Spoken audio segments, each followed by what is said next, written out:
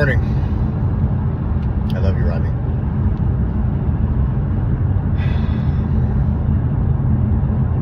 Yeah, I've been thinking a lot this morning.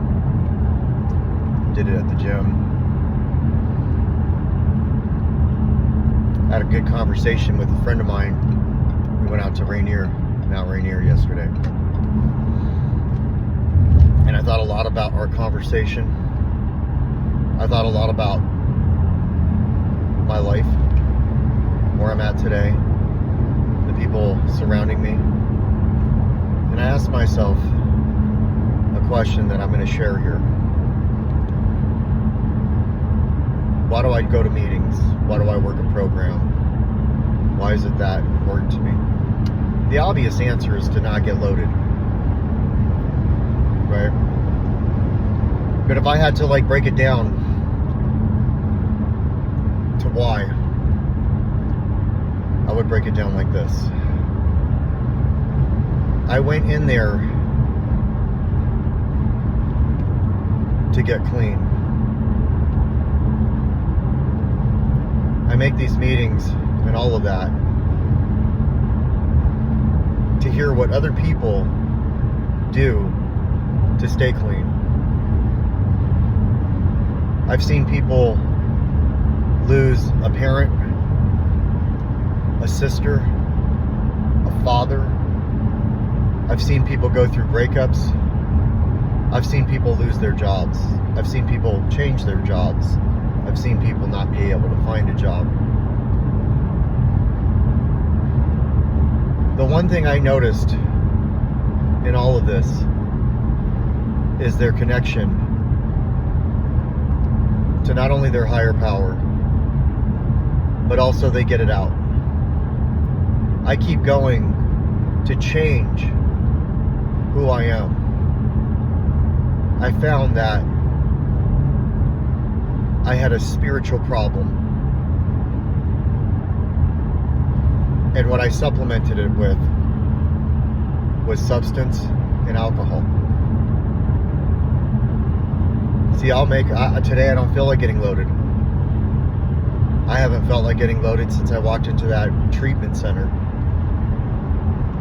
I haven't felt like getting loaded for a very long time prior to the treatment center. But I chose to. I look back on all of that. I used to say I couldn't get clean, or I couldn't stay clean. But the reality of it is that I wasn't willing to, if I had to break it down. I go in there to figure out what would I do if I lost my job, if I lost my dad, if I lost my sister, if I lost anything. And I watch people push through. I stay in there. I keep doing that. I keep sharing so I don't hold it in.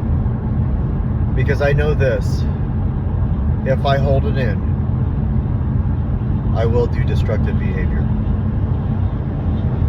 And it may not be drugs, and it may not be alcohol, but it'll be destructive behavior. So I share everything.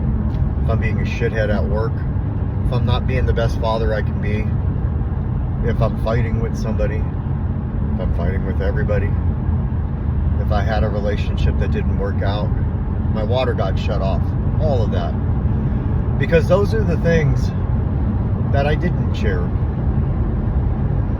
When I went on this journey originally, and the journey stems back to even before all of this, but when I started my recovery journey, where I actually took it serious, and I started taking suggestions, I didn't take them all.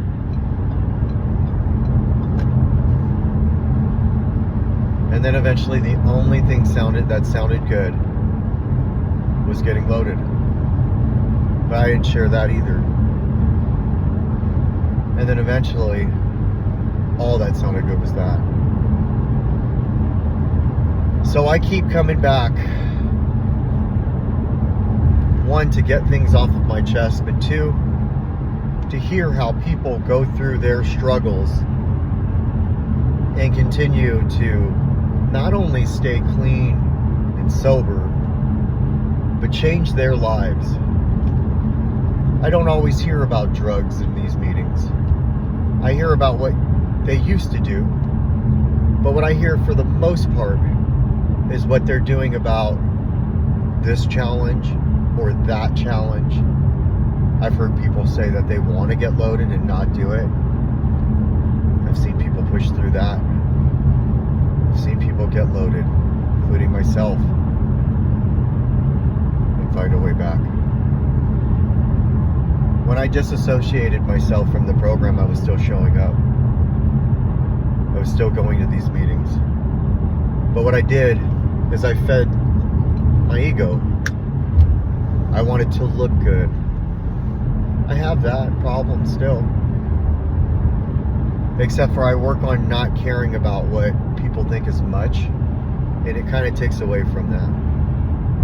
So when I go on these journeys and I share all of this, all of it, it's because I was so afraid of selfies.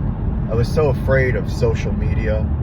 I was so afraid of saying, hey, this is what I'm about. This is what I really am. This is who I was. This is what I used to do. All of that. Because for the longest time, since I was a kid, I didn't want anybody to know. So I portrayed this image of somebody who was not who I was. And you act long enough, start believing you're the actor. Start believing you're the character. And then all of a sudden that character does nothing for you. And what are you left with? What am I left with? So I keep coming to these things, not only to get it off my chest, it's therapeutic. One addict helping another addict is without parallel. The therapeutic value of one addict helping another is without parallel. That's what they say. But I also do it so I can learn how to live comfortably in my own skin. Live comfortably so I don't have to worry about what everybody's thinking about. I'm never going to not worry about what people think about me, whether it be my kids or whoever. But I don't need to worry about what everybody's thinking about me. And the more and more I stop doing that, the less and less I stop worrying about what everybody's thinking about me. And I start living for me. Because if I do that, I'm better for my kids, for the people close to me. Maybe for somebody who's going to need some help. So that's why I do it. That's all I got.